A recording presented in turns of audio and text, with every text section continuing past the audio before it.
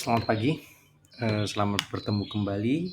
Oke, kita sekarang masuk ke bab berikutnya.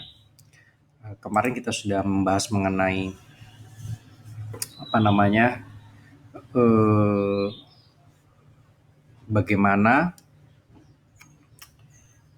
produksi itu dihitung sehingga ekonomi akan lebih baik ya. Kita ngitung namanya GDP, Gross Domestic Product.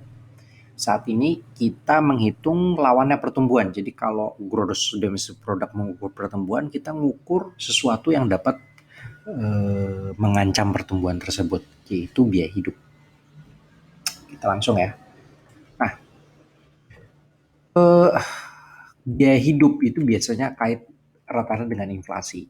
Apa sih namanya inflasi? Silakan dicatat. Inflasi adalah situasi di dalam ekonomi di mana harga-harga secara umum ya, harga-harga secara umum itu meningkat. Jadi harus ada secara umumnya. Kalau cuma satu harga tidak, cuman harga bakso aja gitu enggak, harga-harga secara umum.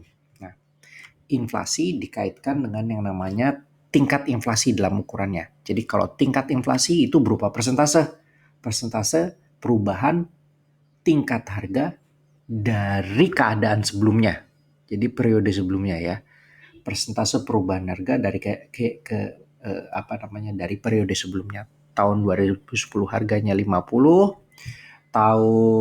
misalnya tahun 2010 harganya 10, tahun 2011 harganya 17, berarti dia naik sebesar 70%. Nah, gitu loh misalnya.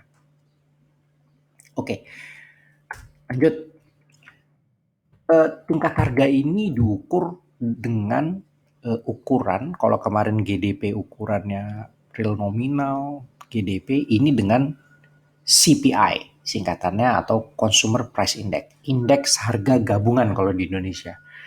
Consumer Price Index ini isinya bermacam-macam barang yang diukur secara periodik harganya di pasar.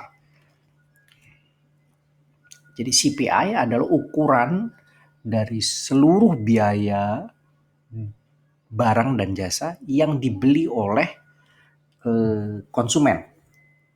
Ya, konsumen, tapi harus konsumen umum, tipikal konsumen. Jadi tipikal konsumer tuh konsumer yang pada umumnya rata-rata, bukan yang kaya sekali gitu diukur ini ya, wah itu beli berasnya aja bukan beras yang biasa dibeli oleh kita-kita gitu loh ininya.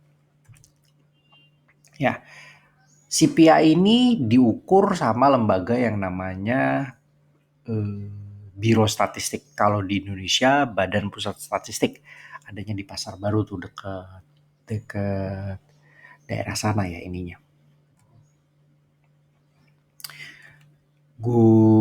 Digunakan CPI untuk memonitor biaya-biaya secara jangka panjang. Oke. Ketika CPI itu naik, sebuah keluarga harus mengeluarkan uang lebih banyak untuk mempertahankan standar hidupnya. Jadi ketika CPI itu naik, jadi ini makin naik, dia harus mengeluarkan banyak dolar lagi gitu loh.